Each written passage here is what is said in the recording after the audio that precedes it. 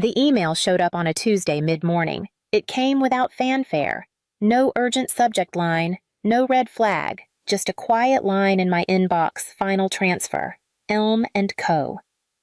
It was from Knox & Associates, the legal firm my father had worked with since the early days. I wasn't listed as the recipient, but someone had copied me in, maybe by mistake, maybe not. Out of habit, I opened it.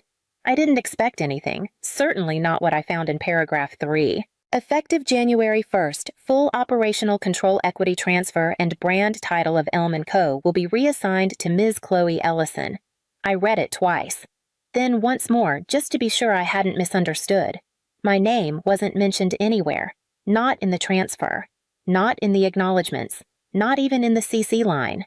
I wasn't overlooked. I was removed. I sat there for a long time, not in shock exactly, more like the moment after a sharp fall when your body hasn't started hurting yet, but you know it will. It didn't make sense. Or maybe it made too much sense. For the past 7 years, I'd lived and breathed that company. What started as a dusty dry goods store at the edge of Vermont had become a multi-million-dollar lifestyle brand. I built the product lines, hired the teams, sourced the packaging, created the supplier pipeline from scratch. The shift to certified organic, that was me. The rebrand, me. The new revenue model that kept us alive through COVID, also me. I still remember pitching the expansion strategy in our first investor meeting while my father sat 2 seats away saying nothing. Now it belonged to Chloe, my younger sister, the one who'd once said, "I don't get why you work so hard for soap." She came back 2 years ago from spiritual travel, took a few photos in front of the store, and somehow became head of community. At first I laughed. Then I stopped laughing when Dad started bringing her to calls. When she started speaking for the brand. "She's fresh," he told me once. The kind of energy investors notice. I gave him the numbers. He gave me a smile. That email, that quiet little email, was the confirmation I didn't ask for. I didn't reply. I didn't forward it. I just closed my laptop and stared at the wall behind it. One question wouldn't leave me. When exactly did they decide I no longer existed? And the one that hurt more. Why did they think I wouldn't fight back? I didn't reply to the email.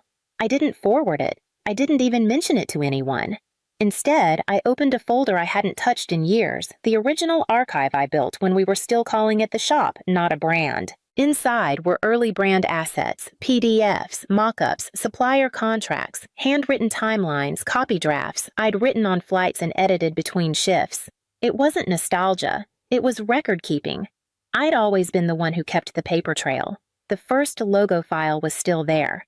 I remembered drawing it on the back of a napkin at a coffee shop near the co-op after a buyer said our packaging felt too forgettable. I stayed up that night teaching myself Illustrator, trying to make something that looked like memory. Soft type A, curling ampersand like a root, simple grounded mine.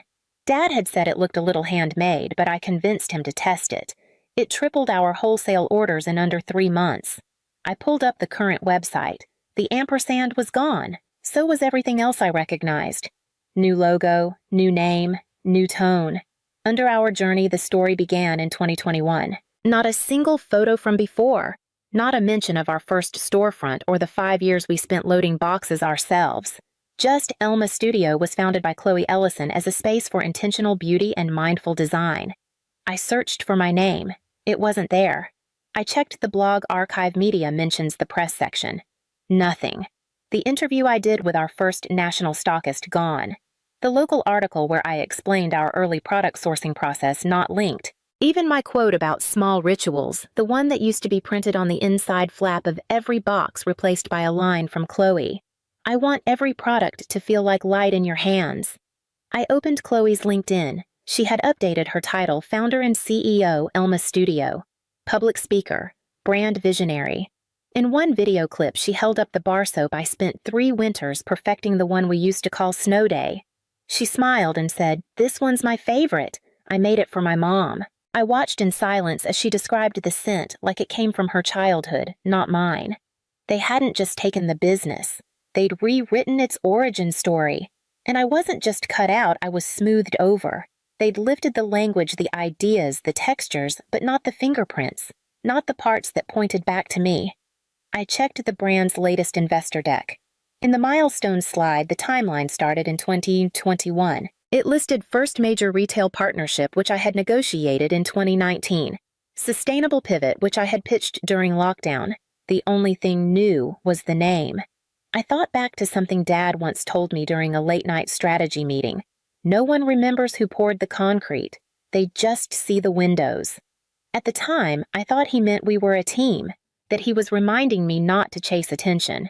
Now I realized he'd been telling me the plan. He never intended to build the story around me, just on top of me.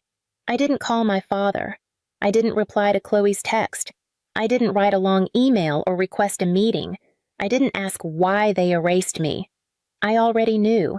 They didn't think I'd push back. They thought I'd do what I always did, let it go, work harder, carry the weight quietly. But this time I didn't carry anything for them. I started walking backward, not in regret, but in precision. Brick by brick, memory by memory. The first thing I did was check the lease on the original Ilman Co. storefront. The one on Main Street with the peeling brick facade and the warped wooden floors I used to mop myself. It had changed hands when we expanded, rolled into a management shell company that Dad and I set up years ago. I still remembered the LLC name. It took 5 minutes to look it up. 10 minutes to realize the lease was expiring in 30 days. I drove out the next morning. The street hadn't changed much. Same hand-painted signs, same faded cafe on the corner, same couple arguing outside the laundromat. The shop windows were empty now, the new flagship was across town, but I could still see the tape marks where I used to hang promo flyers. I parked and went straight to the leasing office. Linda still worked there. She'd been the one to approve our first lease when I was 23 and too nervous to make eye contact. She blinked when she saw me. "Mara Ellison," she said, half smiling. "Now there's a name I haven't heard in a while." I told her I was interested in the space again. She raised an eyebrow. "I thought your sister was running things now." "She is," I said. Linda waited a moment. Then she leaned forward, lowered her voice. "Well, that space is about to be available again. Payment lapsed. I don't think they're keeping it." I signed the paperwork that same afternoon. I walked through the empty store. The lighting was poor. The floor still creaked near the back storage room. There were marks on the counter from when I spilled candle dye during our second product test. They never came out. I ran my hand across the wall where I used to write delivery notes in pencil light enough to erase, but dark enough to see if the sunlight hit just right. Next, I contacted our first lavender supplier, a family farm 2 counties north. I still had the daughter's number saved in an old folder. I called her. She remembered me. "Your sister's people stopped ordering from us last year," she said they were going global. I asked if they'd work with me again. She said yes. After that, I tracked down Martin, the printer, who ran our first ever batch of labels. I still remembered the layout error in batch 1. The scent name had bled too close to the edge. I drove to his warehouse. He hadn't changed a bit. "You want the old files?" he asked. "Nobody ever came back for those." I took them. By Friday, I had the lease, the supplier, the packaging, the original design files in the same barcode range we started with, all under my name. I didn't post about it, didn't announce a comeback. This wasn't a comeback. I wasn't building something new. I was rebuilding what never should have been abandoned. Not because I wanted the world to see it, but because I needed it to exist somewhere that wasn't buried under polish and press photos. They had the name. They had the followers. They had the packaging. But I had the scaffolding, the people, the smell of cedar oil that stuck to my coat in winter. That was enough. The first call came 3 days after I signed the lease. Dad's name lit up on my phone like it had so many times before, during the build-out, during supplier delays, during late-night margin checks when we still did everything ourselves. I didn't answer. He called again the next day, left a voicemail this time. "Hey, Mara, just wondering how you're doing. Haven't heard from you. Give me a call." I didn't. Instead, I drove to the shop and stood behind the old register. I ran a dry cloth across the wood, even though there was no dust yet. I rewired the back lights, replaced a broken drawer pull that had been loose since year 2. Things no one else would notice, but I did because I'd put them there. 2 more calls came that week, one from my mother. She never called. Her message was short. "Whatever this is, you're making things harder than they need to be." I let that sit. I didn't answer texts either. Chloe sent the first one. What are you doing at the Main Street space? No greeting, no sign of confusion, just a direct shot. It wasn't curiosity. It was fear. I didn't answer. Then came the letter, a clean PDF from their legal team addressed formally to my business address. It was a courtesy inquiry asking for clarification on whether my new activity constituted an attempt to commercially compete using overlapping brand assets. I printed it out and left it on the table while I drank my coffee. I read it again slowly, this time aloud, to see how it sounded. Then I replied. 1 page. Simple. The physical property at 118 Main Street, as well as product formulations, visual design templates, and original copy language were developed and filed under my name between 2016 and 2020. Any overlap results from your continued use of materials that predate current leadership. Please direct future communication to counsel. I mailed it. Certified, tracked. After that, the calls stopped for a few days. Then Chloe showed up in person. I was restocking tea tins on the back wall when I heard the door open. She walked in like she'd been sent, clean lines, polished voice. Mara, she said, we need to talk. I stood, wiped my hands. You're here now, I asked. After 2 years of talking for me? She didn't answer that. She looked around the store. You're rebuilding it. I'm remembering it, I said. She exhaled, frustrated or maybe just unsure. Dad says you're trying to take it all down. I looked at her, really looked. She wasn't afraid of me. She was afraid I'd make people remember the version of the story where she wasn't there. I'm not trying to take it down, I said. I'm just taking back the parts you didn't know were real. She didn't respond. She left without touching anything. And I went back to shelving tins 1 row at a time. They didn't take me seriously. Not really. Even after I reopened the old store, even after I stocked the shelves with familiar shapes and scents, even after I stood behind the same counter they had once called too small town for a national brand, they thought I was making noise, symbolic protest, a message from the bitter sister who didn't move on. Maybe they expected me to lash out, demand a seat back at the table, but I wasn't interested in their table. I had already built the floor they put it on. I just needed them to remember that. The second legal letter came by mail, signed by an attorney I didn't recognize. It wasn't friendly. It accused me of infringing on intellectual property product names, scent formulas, packaging layouts. They said my new store caused confusion with their current brand identity. It was dressed up in legal terms, but the message was simple. You're trespassing on what we built. What they didn't realize was that I never left. I didn't panic. I didn't even get angry. I walked to the back office, opened the file drawer marked Legal, 2016, and pulled out the documents they forgot existed. There, it was a notarized agreement signed by my father and me listing every original formulation, every visual layout, every written phrase used in our first 3 years. Ownership mine. It wasn't just a creative folder, it was the foundation, and they never transferred it. Back then, Dad told me we didn't need to hire a lawyer. Said it was better if I held the original documents until we figure out how big this gets. We never followed up, and they never asked for the transfer. So I filed everything under my name, quietly, permanently. I put together a reply. 1 packet. Neat, thorough, annotated. I listed what I owned, the lavender and citrus blend we called Rainlight, the original Ritual Care tagline they still printed on boxes, the layout templates I created in PowerPoint when we couldn't afford a designer. I cited registration numbers, included timelines, then I added 1 sentence centered and bold. You have 14 calendar days to discontinue use of the attached intellectual property. Failure to comply will constitute willful infringement under federal law. I sent it by courier. Certified. No email, no heads up. 4 days passed. Then 7. On the 9th day, a junior lawyer from their side called and asked if I'd consider a licensing agreement. Legacy partnership, he called it. Said they wanted to honor the roots. I said no. Politely. No explanation. Just no. Day 12. Chloe posted a video. She stood in a neutral-toned studio with soft music playing behind her.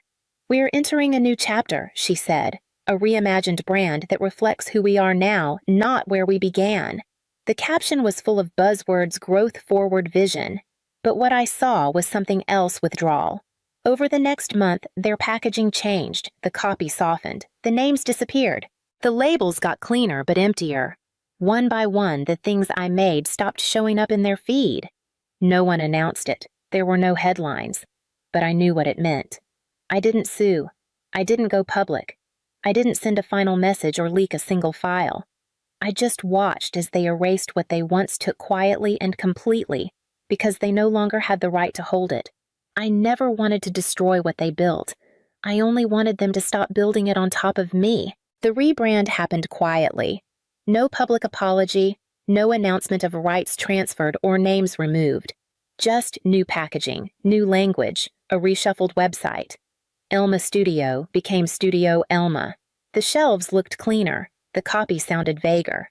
The core faded. They moved on, and I let them. I didn't respond to the lawyer's final offer. I didn't check the trademark filings to see how much they had changed. I didn't walk past the flagship store again. I didn't need to. What mattered wasn't whether people knew what I did. It was that they couldn't pretend I hadn't done it. About a month later, a package arrived at the store. No return address. Inside was the black moleskin notebook I thought I lost in year 3, the one I filled with scent ratios, price projections, small sketches in the margins. On the inside cover in my handwriting was a line I wrote during a snowstorm when we couldn't afford a generator and worked by candlelight. If we ever forget how this started, we lose the right to say what it is. There was no note, but the postmark said Portland. I put the notebook in the drawer under the register. Not to keep it safe, just to keep it near. That spring, the shop filled slowly. A few locals remembered it. A college student wandered in looking for something for her mother. An older man recognized the smell and said, "Didn't this place used to carry that cedar soap?" I nodded. "We still do." He smiled, picked up a bar, held it to his nose. "Smells like the old days." I didn't explain. Didn't need to. I restocked the shelves, cleaned the back room, replanted the herb box near the window. I ordered another round of labels, same design. No logo this time. No tagline. One morning as I was opening up, a woman stood outside the door. She hesitated before coming in. She looked around, slowly touched the wooden counter, scanned the shelves like she was looking for something she couldn't name. After a while, she asked, "Is this new?" I smiled. "Not really." She nodded. "Bought a candle. Didn't ask for a bag." As she left, she paused and said, "It feels like something that remembers. And maybe that's all I ever wanted. Not credit, not revenge, not even recognition. Just a place where the version of the story I lived, the one I built, was still alive, untouched by edits. Something that remembered." Hey there, I'm Ava Summers. I'm 28, living in LA, and absolutely thriving as an animator at DreamWorks. But let me tell you, getting here was no walk in the park. Growing up, my family never understood my passion for art. I'd spend hours sketching characters, completely absorbed, but my parents just saw it as a waste of time. "Ava, honey, why don't you help out at the store instead of doodling?" That was my mom's favorite line. As for my dad, he'd just grunt and shake his head in disapproval. But you know what? I didn't let that stop me. I worked my butt off, got into art school, and now here I am, living in a sweet downtown apartment, surrounded by friends who actually support my dreams, and waking up excited to go to a job that makes me come alive every single day. Speaking of family, though, there's still, well, them. My older brother Mark is the golden child, of course. My younger sister Emma's still figuring things out, and my parents, John and Linda, are stuck in their old school mindset. Just last weekend, we had this big family dinner, and Mark drops a bombshell. "I'm moving to New York. Got a big opportunity there." Everyone starts fawning over him like he's a rock star. Then, with this smug grin, he turns to me and says, "Hey Ava, since I'm leaving, why don't you quit your little drawing job and take over the family store?" I nearly choked on my pasta. "Excuse me?" I asked. "Yeah, come on, sis. The store's struggling. We need someone to run it full-time," he replied. Before I could even respond, my mom jumped in. "That's a wonderful idea, Mark," she gushed. "Ava, honey, this is your chance to do something meaningful." "Meaningful?" I sputtered. "I'm creating art that reaches millions." My dad scoffed. "Art? You mean those cartoon things? This is real work, Ava. I couldn't believe it. I'm not quitting my job to run a failing convenience store. Mark shot me a look. Don't be selfish, Ava. Think about the family for once. That was the breaking point, selfish. I've worked my ass off to get where I am. None of you supported me, and now you want me to throw it all away. Language, young lady, my mom gasped, and Emma rolled her eyes. Stop being so dramatic. I stood up, my chair screeching against the floor. You know what? I'm done. Call me when you actually care about my life. As I stormed out, I heard my dad mutter, always been a difficult child. I slammed the door behind me, tears stinging my eyes. How could they still not see me, still not understand me? As I drove home, I realized something. Maybe it was time to stop seeking their approval altogether. The next day at work, I couldn't focus. My mind kept replaying last night's disaster. Zoe, my best friend and desk neighbor, noticed right away. Spill it, Ava. What's with the zombie look? I sighed. My family's at it again. They want me to quit and run the family store. What? That's insane, Zoe said, her eyes wide. Tell me you said no. Of course I did, but I don't know. Maybe I should help out a little. Zoe grabbed my shoulders. Ava, no. Stand your ground. This job is your dream. Don't let them guilt you into giving it up. But guilt? It's a powerful thing. Before I knew it, I was spending my weekends at the store, and let me tell you, it was a disaster. Mom, these numbers don't add up, I said, frowning at the ledger. She waved me off. Oh, don't worry about that. Your father handles the finances. But Dad was just as clueless. It's probably just a mistake in the system, he mumbled. I dug deeper and found a stack of overdue bills. Guys, we're in serious debt here. They exchanged worried looks. We'll figure it out, Dad said under his breath. One day, while restocking shelves, I overheard Mark on the phone. Yeah, it's all set up. Once I'm in New York, we'll make it happen. Don't worry about my family. They won't suspect a thing. What the hell was he up to?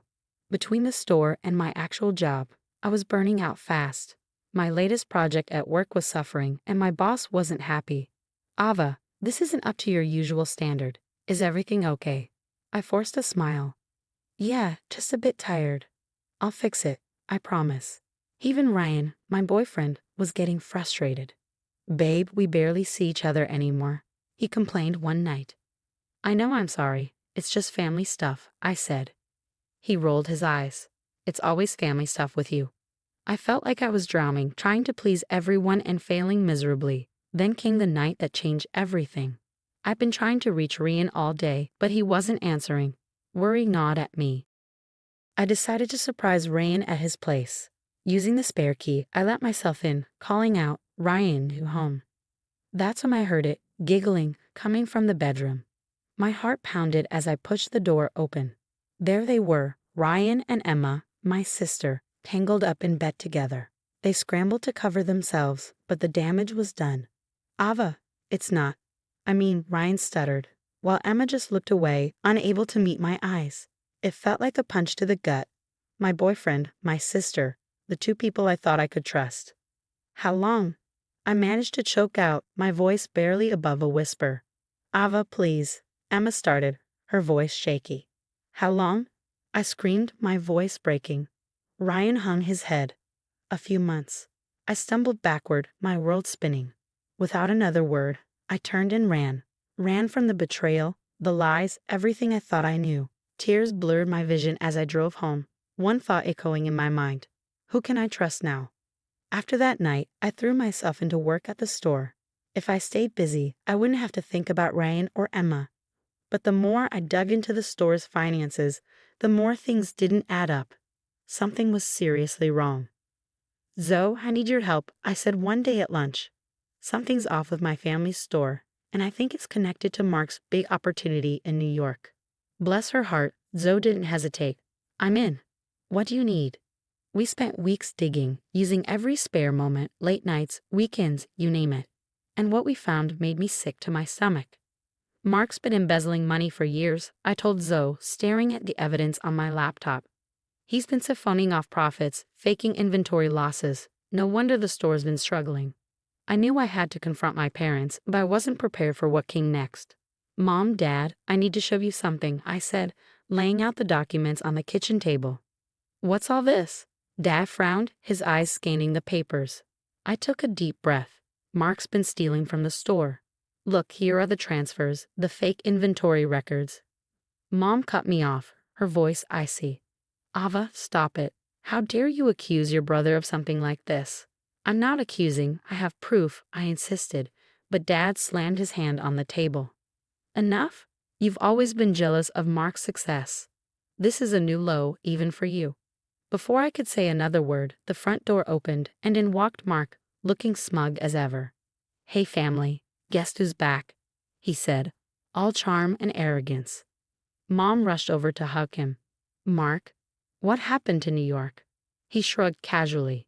Didn't work out, but no worries. I've got new plans for the store.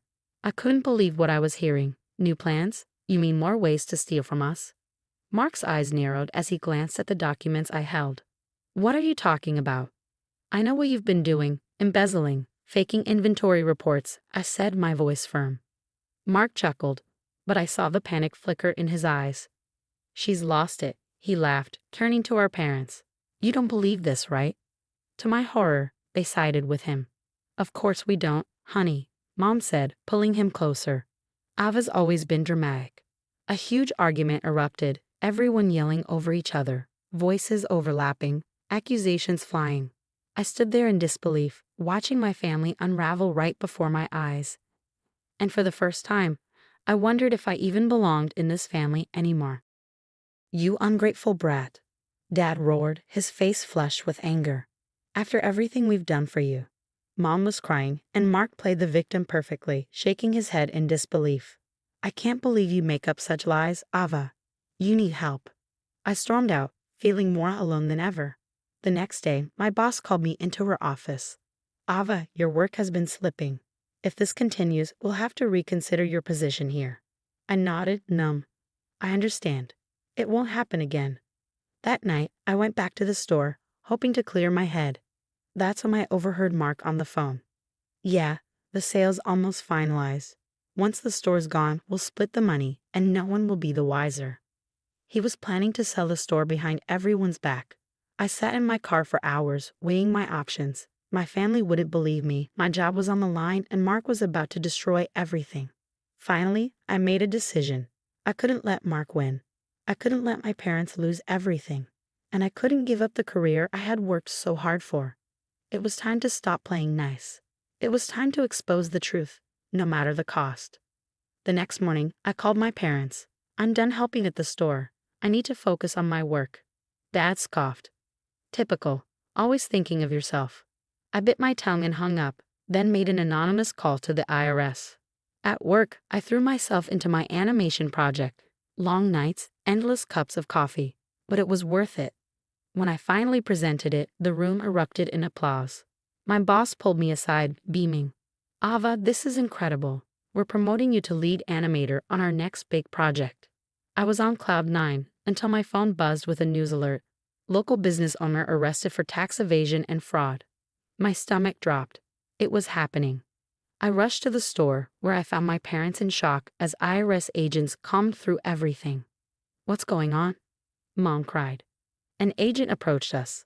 Ma'am, your store is being seized due to years of financial misconduct. Dad turned to me, his face ashen. Ava, you were right. How could we have been so blind? I felt a mix of vindication and sadness. I tried to tell you. Just then, Emma burst in, her mascara streaked with tears.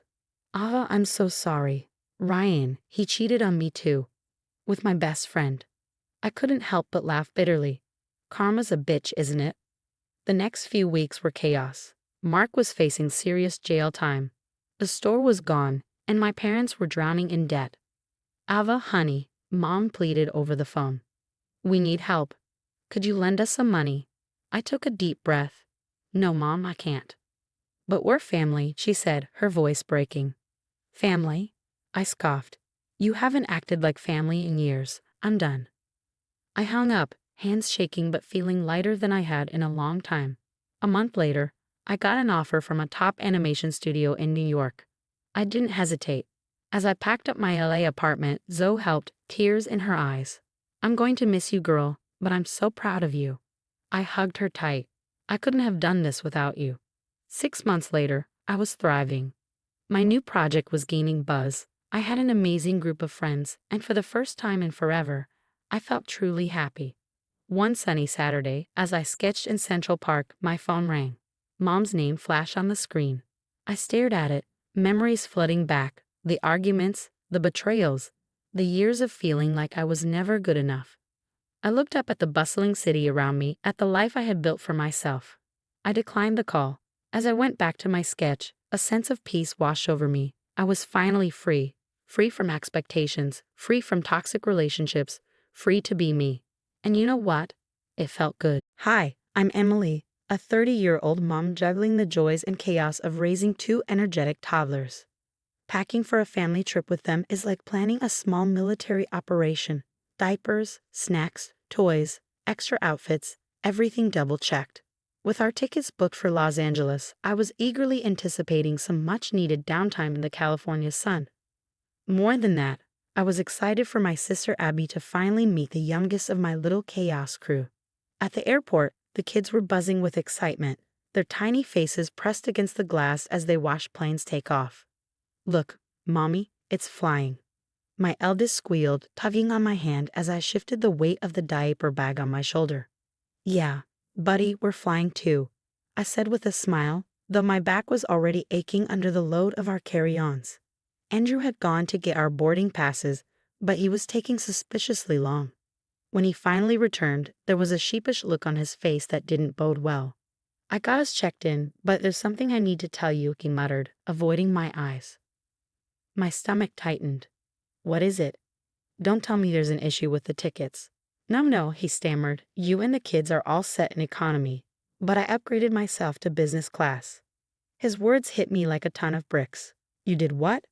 I couldn't hide the disbelief in my voice as I stared at him, waiting for some explanation that would make this make sense.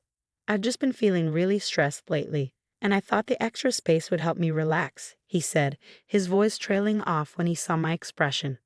"So you're going to relax in business class while I wrangle two toddlers in economy." My voice trembled with a mix of hurt and rising anger. He tried to explain that it would be better for everyone this way, but even he didn't seem convinced. "You mean better for you?" I shot back, the weight of handling everything alone suddenly feeling unbearable. He opened his mouth to respond, but stopped, stepping back as I gathered our things. "Come on, kids, let's go find our seats," I said with forced cheerfulness, trying to mask the turmoil inside as we headed to the gate. Andrew followed at a distance, the gap between us growing in more ways than one. The flight was just as exhausting as I feared. Juggling a squirmy 3-year-old and a teething 1-year-old in the cramped space of economy was a test of patience and endurance. Every time I thought of Andrew reclining in his business class seat, sipping coffee while I wrestled a spoon away from my youngest before it could fling peas everywhere, resentment simmered. "Mommy, why can't I go see Daddy?" my eldest asked, his voice rising above the hum of the engines. "Daddy's sitting in a different part of the plane, sweetie," I explained, forcing a smile. The hours dragged on, filled with brief naps and bursts of crying from the kids, and nearly from me. Every glance toward the front of the plane made my heart sink a little deeper. When we finally touched down in Los Angeles, Andrew caught up to us, his face filled with regret. "I'm really sorry, Emily. I thought a quiet flight might help me manage my anxiety better," he began, reaching for the bags. I pulled the suitcase away. "Anxiety or not, Andrew, you left me alone when I needed you. You chose comfort over your family." My voice was steady, but inside, I was unraveling. His apologies faded into the background as I guided our kids through the crowded turmoil, my mind made up.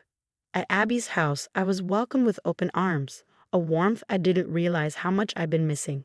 "You look exhausted, Em," she said, concern in her eyes as I set down the luggage and the kids ran off to explore. I told her about the flight, my voice breaking. "He just left us. Abs upgraded himself and left me to struggle with the kids." Her frown deepened. "That's not the Andrew I remember." "What are you going to do?" "I don't know," I admitted, the weight of my decision sinking in. But this was the last straw. It's not just about the flight. It's been building for a while, and I need to think about what's best for me and the kids now. Her silent nod was all the reassurance I needed. As the night fell and the kids slept peacefully, The hard conversations that lay ahead loomed large in my thoughts. During the days that followed, I slipped into a routine at Abby's house. A routine that, for the first time, didn't include Andrew. Mornings were filled with the sound of my children's laughter as they played in the sunlit garden, a stark contrast to the tense silence that had crept into our home back with Andrew. While the kids napped or played, I spent hours talking with Abby or sitting alone, reflecting on the patterns that had shaped my marriage. One evening, as Abby and I sat on her porch, the California breeze offering a gentle respite from my inner turmoil, a memory surfaced. "Remember last Christmas?" I said, stirring my tea absently. "Andrew decided to go on that golf trip with his friends right in the middle of our family plans. It's always been about what he needs." Abby listened, her face a mix of sadness and frustration. "It's been happening for too long, Emily. Maybe it's time for a change." Her words echoed in my mind long after, keeping me awake that night. By morning, I had made up my mind and called the counselor Abby had recommended. The sessions that followed were like slowly unraveling a knot. Each conversation revealed how I had sidelined myself, always bending to Andrew's needs, his schedule, his desires. "It sounds like you're always the one making concessions, Emily," the counselor said during one session, her voice gentle yet probing. "Yes," I admitted, surprising myself with the clarity of my own words. "And I'm tired of feeling like a secondary character in my own story." Each session brought a growing sense of empowerment, a slow reclaiming of my worth and desires. It wasn't just about Andrew upgrading his seat on that flight. It was about all the times he had put himself first, leaving me to manage the consequences. Armed with this new perspective and Abby's unwavering support, I made a decision that had once felt unimaginable. I called Andrew, who had returned to our home, waiting for us to come back as if things could just go back to normal. "Andrew, we need to talk," I began, my voice steady despite the trembling in my hands. "I've been doing a lot of thinking, and I can't do this anymore. I'm filing for divorce." There was a pause, a moment where I could almost feel his world shift. "Emily, please," he said, his voice pleading. "Can we talk about this? Maybe go to counseling together." But I had made up my mind. It's not just about the trip, Andrew. It's about being respected and valued, and I haven't felt that way in a long time. The conversation that followed was painful, the weight of my decision hanging heavily between us, final and unyielding. As I hung up the phone, I felt an unexpected peace wash over me. It was the right decision, not just for me, but for my children. They needed to see their mother strong, valued, and respected, something I could only truly embody if I stood up for myself and our future. That night, as I tucked my children into bed under the soft glow of their temporary room at Abby's, a quiet resolve settled within me. Tomorrow would bring challenges, no doubt, but for the first time in a long time, I felt ready to face them, knowing I was finally on the path I needed to be. Life as a single mom wasn't without its hurdles, but each day I woke up in my own space, a home slowly transforming into a sanctuary for my children and me. With each morning that began early, greeted by the sound of little feet padding across the floor and the day's first calls for cereal and cartoons, I felt a surge of strength pushing me forward. Our new routines, breakfast, playtime, bedtime stories, became rituals we shaped together, filling our days with small joys and shared responsibilities. Co-parenting with Andrew brought its own set of challenges, a delicate dance of boundaries and compromise that often tested my resolve. The first few exchanges were stiff, thick with unspoken regrets and what-ifs. But as the weeks turned into months, a structure started to form, one that allowed our children to love both of us without feeling caught in the middle. "Can I bring this to Daddy's house?" my eldest would ask, holding up a toy or a book. "Of course," I'd reply, my heart squeezing with the bittersweet reality of our new normal. It was important to me that they felt connected to both of us, despite the distance and the changes in our family. Andrew and I found a way to communicate that focused entirely on the well-being of our kids. We set up regular meetings to discuss everything from school events to health concerns. There should be consistency in the routines between both homes, I proposed during one of our discussions, and to my relief, Andrew agreed. "Yes, let's keep things as stable as we can for them," he said, showing that he too was learning to put our children's needs ahead of our past conflicts. Looking back on my journey, from the painful unraveling of my marriage to the tentative steps toward a new life, I marveled at how far I had come. The decision to end my marriage had been weighed down by fear of judgment, of upheaval, of failing on my own. Yet, here I was, not just surviving but thriving. My days were mine to design, filled with laughter, love, and yes, the occasional tears, but most importantly, they were authentically mine. I knew there would be more challenges ahead, more hurdles to overcome, but I also knew that within me was a reservoir of strength that had been tested and found true. I was more than a wife, more than a mother. I was Emily, and I was enough. As I tucked my children into bed, their sleepy faces glowing softly under the warmth of their nightlight, I felt a profound sense of peace. "Good night, my loves," I whispered, lingering in the doorway as a soft smile curved my lips. The road ahead was uncertain, but I was no longer afraid. With each new day, I was building a life not just for my children, but for myself, a life filled with purpose, respect, and joy. And no matter what lay ahead, I knew we would face it together, as a family reshaped but unbroken, strong in the face of change and hopeful for the future. That concludes Emily's journey from betrayal to newfound independence. Now, I'd love to hear from you. Do you think personal happiness should always be prioritized over trying to preserve a family unit, especially when kids are involved? Share your thoughts and opinions in the comments below. Hi, I'm Lisa, a 19-year-old college student who's had to face some tough lessons early in life. Growing up, I always felt like the odd one out in my family. Ever since my dad lost his job shortly after my older sister, Stella, was born, my parents have struggled financially. They never hid their favoritism toward her. Stella was the golden child, and me, I was just there. My mom never worked, and our house always felt empty, not just of money, but of love and warmth too. From a young age, I understood that I wasn't really wanted. Every dinner was centered on Stella, her needs, her future, while I sat quietly, unnoticed. My accomplishments, no matter how small, never seemed to matter. The only person who truly got it was my cousin, Sam, who lived nearby. Like me, he was the black sheep in his family, always left on the sidelines. "When are you going to realize you deserve better, Lisa?" Sam would say during our secret meetings at the old park between our houses. His words were a balm to my bruised heart. Things only got worse when Stella moved back home, pregnant. The house, which already felt small from the lack of love, now suffocated me with expectations. "Why can't you be more helpful? Stella needs us," my mom would scold, as if her situation was my burden to bear. At 16, I had enough. With Sam's encouragement, I made a decision that would change my life.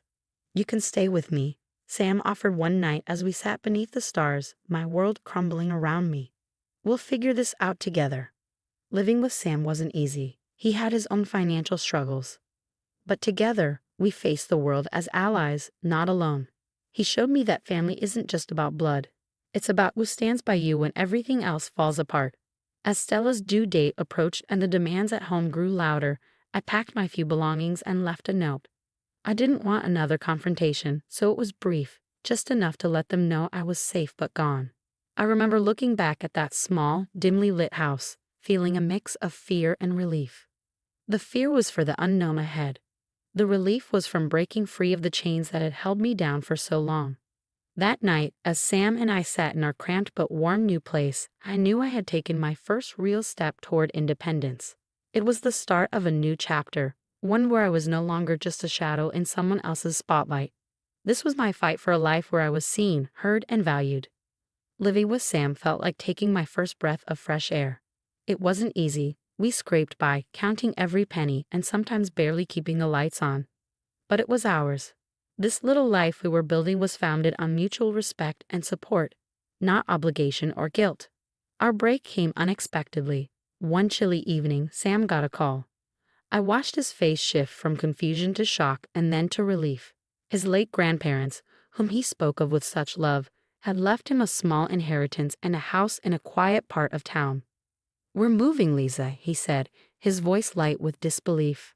"And hey, no more leaky faucets or creepy landlords." He tried to joke, but I could see the tears in his eyes. Sam had always been the strong one, but I knew how much this meant to him. Security, something he'd given me when I had none. With his inheritance, we moved into the house. It was old and needed work, but it was more space than we'd ever dreamed of. While Sam worked on fixing it up, I threw myself into my studies. The scholarship I'd earned felt like my ticket to a future I never thought I could have. A degree, a career, and maybe one day, a way to help others like us. I worked part-time at a local cafe, managing to contribute to our modest budget. During breaks, I'd sit in the back with my textbooks, studying over cups of leftover coffee. Mrs. Johnson, the cafe owner, took a liking to me. "Keep hitting those books, Lisa. You're going places," she'd say, her words fueling my fire.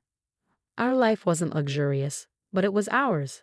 We had movie nights, laughing over spilled popcorn, and deep conversations about our futures. Sam wasn't just my cousin, he was my partner in this journey. One evening, as I looked around at our mismatched furniture and the walls we'd painted ourselves, I realized how far I'd come. From a house where I felt like a stranger, to a home where I was an essential part. I was no longer the unwanted child. I was a woman carving out a life for herself, with a cousin who believed in me when no one else did. This new life wasn't just about survival, it was about thriving. As I closed my books late one night, preparing for another round of exams, I felt a surge of pride. Sam and I had defied the odds, carving out a small piece of happiness. No matter what challenges lay ahead, I knew we were ready to face them together. The day Stella reached out came as a surprise. We hadn't spoken in a while, and her message had a warmth and nostalgia that was a stark contrast to the coldness of our last interactions. "Hey Lisa, I've missed you. Can we meet?" "I'd love to catch up," her message read. Perhaps naively, I felt a flicker of hope. Maybe, just maybe, things could be different now. Motivated by a mix of curiosity and a longing for some semblance of familial connection, I agreed. As I approached the house, everything looked the same, but the emotions it stirred were different. Apprehension mixed with familiarity. Stepping inside, the familiar smells and sights brought a strange sense of comfort. Stella greeted me with a hug more affectionate than I was used to. "It's so good to see you, Lisa. Thanks for coming," she said, her voice seemingly sincere. The evening began pleasantly enough, small talk and shared memories. It almost felt like old times, and for a brief moment I let my guard down.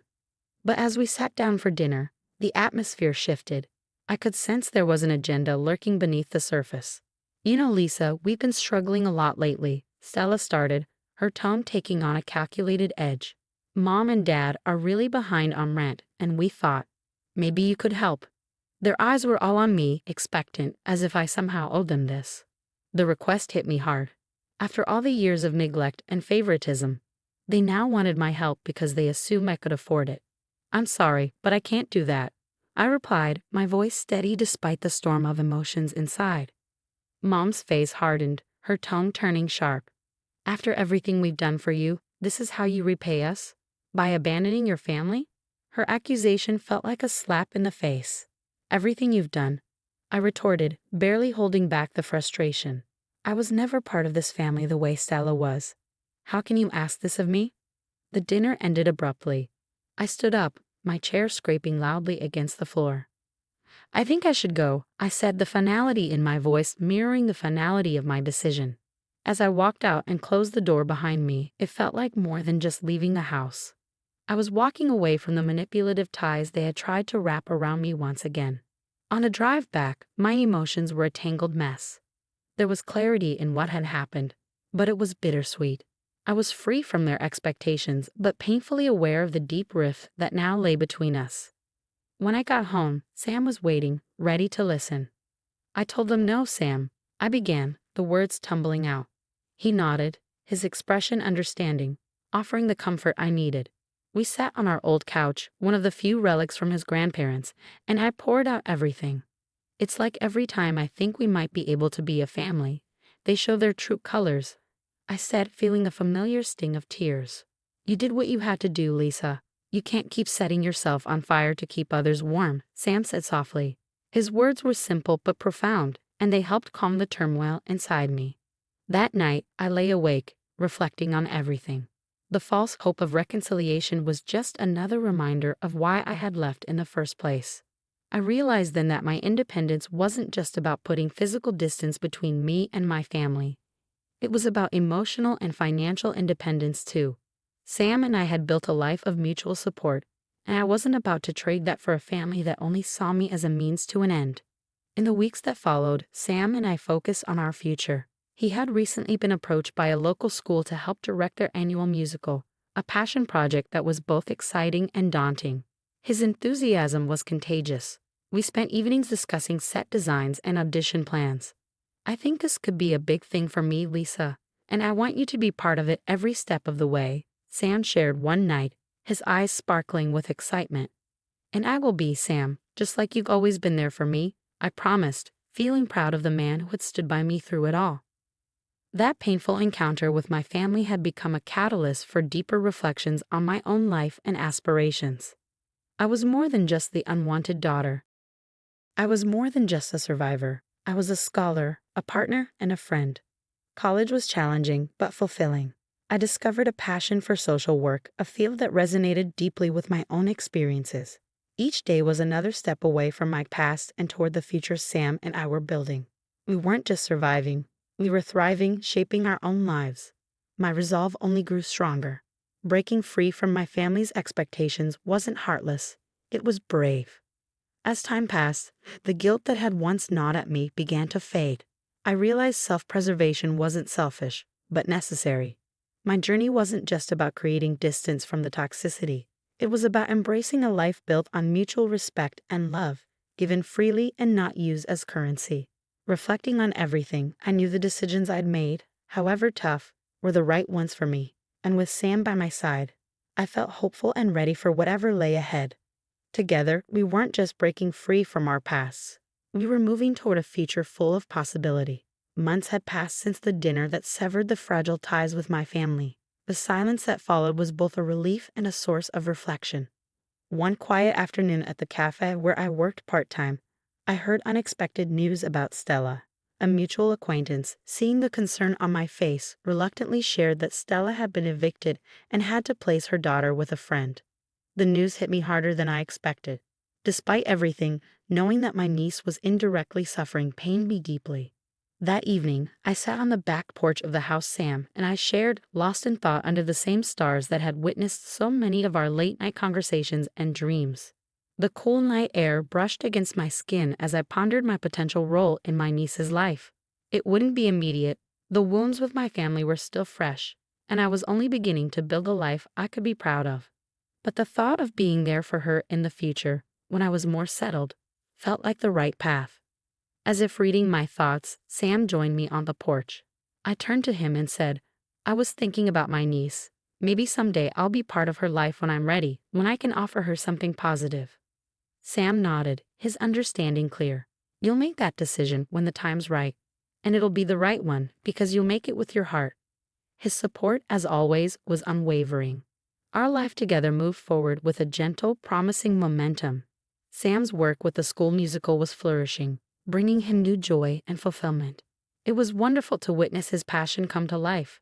My own studies in social work were equally rewarding, and I found myself increasingly drawn to working with children and families who had faced challenges similar to my own. As I looked ahead, the future seemed bright with possibilities. I was building a meaningful career surrounded by a community that valued and supported me, and I was in a relationship that taught me what it truly meant to love and be loved unconditionally. Reflecting on the journey that had brought me here, from the shadows of a painful past to the light of self-discovery and independence, I felt a deep sense of gratitude and determination. The road hadn't been easy, but it had led me to a place of strength and self-assurance. With a heart full of hope and eyes wide open to the future, I was ready to embrace whatever came next. No matter the challenges or opportunities ahead, I knew I would face them with courage, bolstered by the love and respect Sam and I shared. This wasn't just an end to the hardships, it was the beginning of something new and beautiful. A life truly my own, shaped by my choices, my values, and my dreams. As this chapter concludes, it raises an important question. Is it possible to forge a meaningful relationship with family members who have previously caused harm if circumstances have changed? I invite you to share your thoughts and experiences in the comments below.